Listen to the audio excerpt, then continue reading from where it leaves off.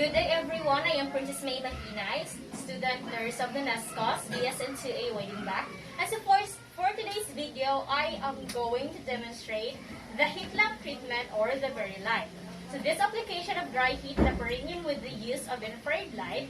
So definitely one is observes the patient's skin for possible reaction to produce heat treatments. Second one is observe for unremoved ointments and creams which are heat conductive materials. Assess pain relief obtained from the heat treatment.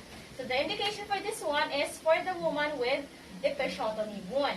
So our objectives will be to promote the drying and healing of perineal wound, to stimulate circulation, to prevent the infection, and also to promote the comfort of the relaxation. So our equipments will be the heat lamp with 40 or 60 watt bulb or the infrared lamp, extension cord, screen, top sheet, and underpad. So our preparation of this one is to review the physician's order to determine the treatment area type of the application and the length of time. Second one is gather equipment and check out for the safety factors. This is to ensure the orderly procedure. So third is bring lamp to patient's room. And lastly is explain the procedure to the patient. So before the periodic exposure, first we have to check the client's condition before applying the procedure. Check all the electrical equipment for defects or try to switch it on and off. Third, always handle equipment with dry hands. Check the physician's order for each area to be treated and duration of the therapy. And the last one is do perineal flushing. So our procedure is first, ensure that no more than a 60 watt bulb is used for heat lamp or the infrared element is in place for infrared. This is to ensure the safety, of course, the right amount of light needed, promotes healing and effectively of the given heat.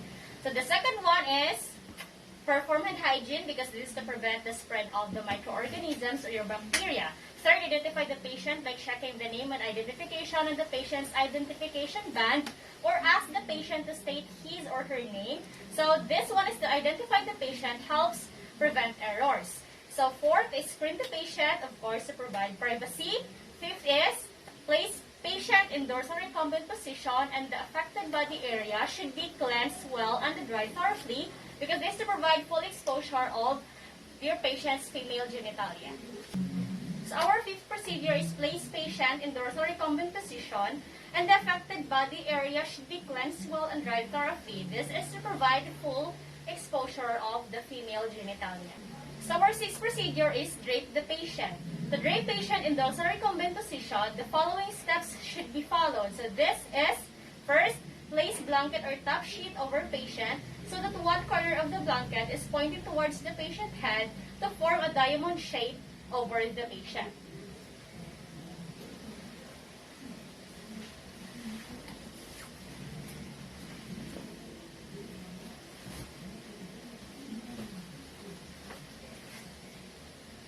The second, instruct patient to hold on to bath blanket. Just hold this one. Okay. So third, request the patient flex knees and keep them apart with feet firmly in bed, like this one.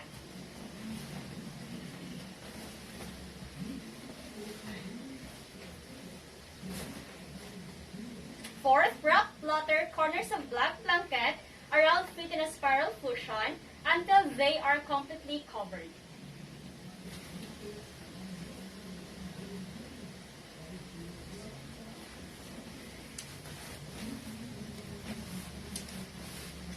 Please hold your blanket, ma'am.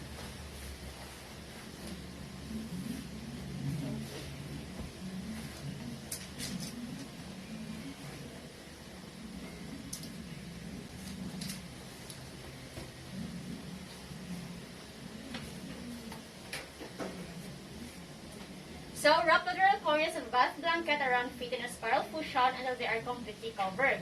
So next is the corner of the blanket between knees and extending over perineum can later be folded back over the abdomen. And then the next one is place lamp 18 to 24 inches or 45 to 60 centimeters from the patient. So if lamp is any closer, it could be burn the patient.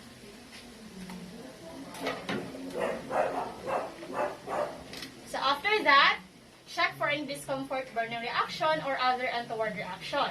Frequent checking will prevent complications and do not leave irritation of patient alone.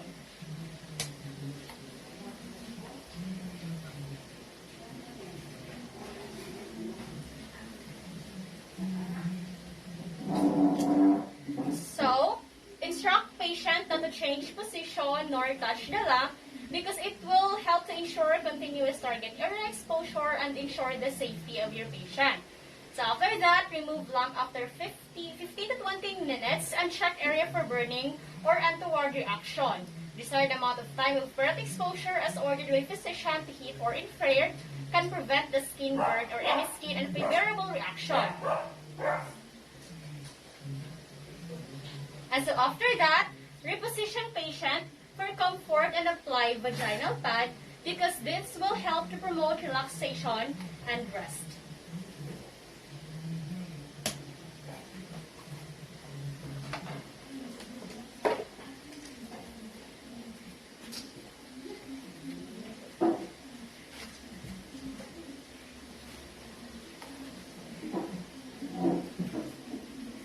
So after then all the procedure, drying of cranial wound is accomplished, the healing is accomplished, and the circulation is increased to compromised body area. So once again, I am Princess May Mahinay from a student nurse of the NESCOS, BSN 2A, waiting back. So that's all for today, and thank you for watching.